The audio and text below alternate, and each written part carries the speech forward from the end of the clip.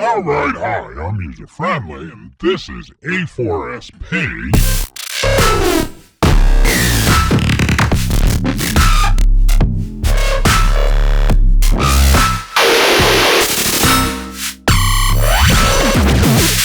And what it is a combination of things. It's actually a bunch of wave samples.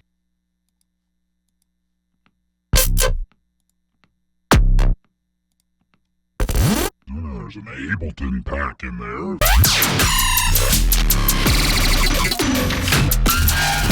And then on top of that, there's also the sound files and pattern stuff and whatever else came in the project thing with the Analog 4, which is what I use to make the pack.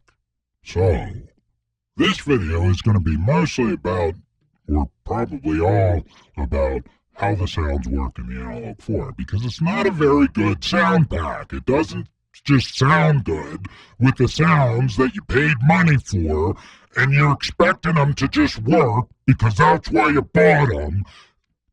That's not what this is. So you've made a bad decision if you already bought it. With that in mind. And with that in mind, let's look at the sounds and why they're not very good and what you have to do to, use them. We'll go ahead and load one of the kits. Now, look. Great, it's a kick drum, and then this is a bass thing. That's a snare. See, you can't even hear that. That's ridiculous.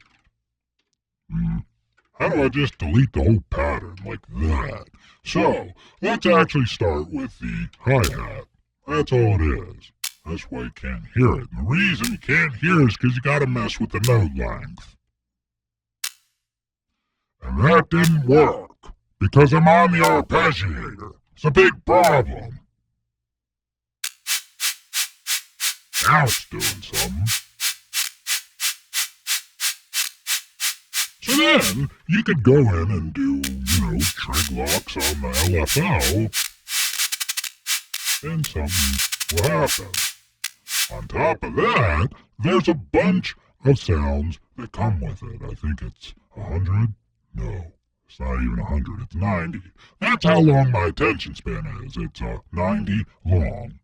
That's how many sounds I made before I just was over it. So, we could just get a bunch of these other sounds in there, whatever they are. It doesn't really matter, because it's glitch music, so you can do whatever you want, and people will probably like it.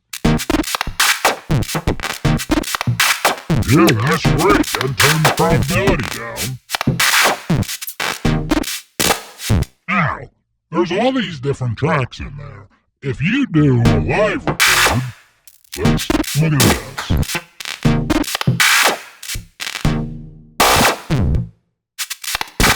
Now, it didn't even look like there was anything set in that envelope. That's fine, you can still do the trig locks, because when it gets to one of the sounds that is using the envelope, then the trig locks will work. Does that make sense? Look, see, that's a different thing altogether. That's a different thing altogether. I didn't trig lock it. Maybe I did trig lock it. No, look, see, that one's different too. It's a wave. I don't know why, but... yeah, that's great. Same thing with the kick drums. Actually, while we're looking at the kick drums, you'll notice that a bunch of them are called kick LFO. That's not what they're called. They're called LFO kick. Because the LFO is the amp envelope rather than the amp envelope. So, if you increase the note length, you get ratchet. Let's do another one. Yeah, that's great. So then we can do that. And we can put a bunch of other kicks in here.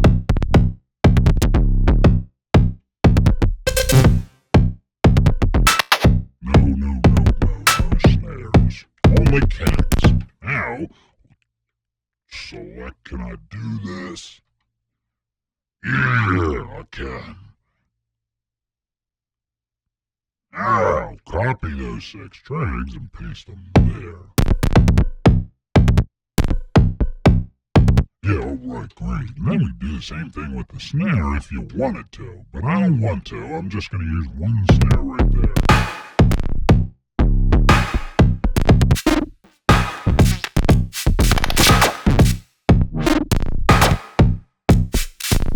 And then there's the bass. Same thing. There's a bunch of these sounds in there that won't really do anything. See, like, that's not going to be... You gotta use it in context.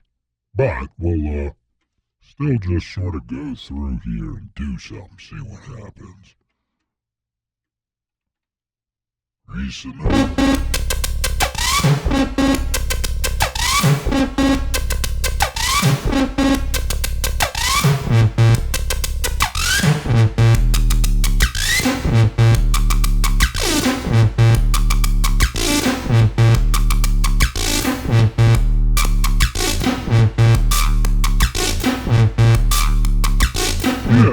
Be cool.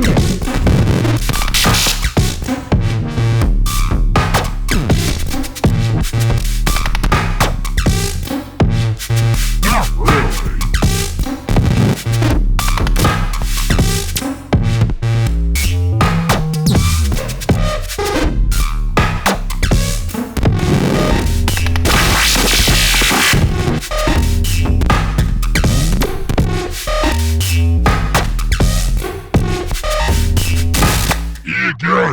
That didn't sound very good. But that's basically how it works. Let's try again. In fact, let's not try again. Go buy it and you try it again. I don't have time for this. Well, goodbye.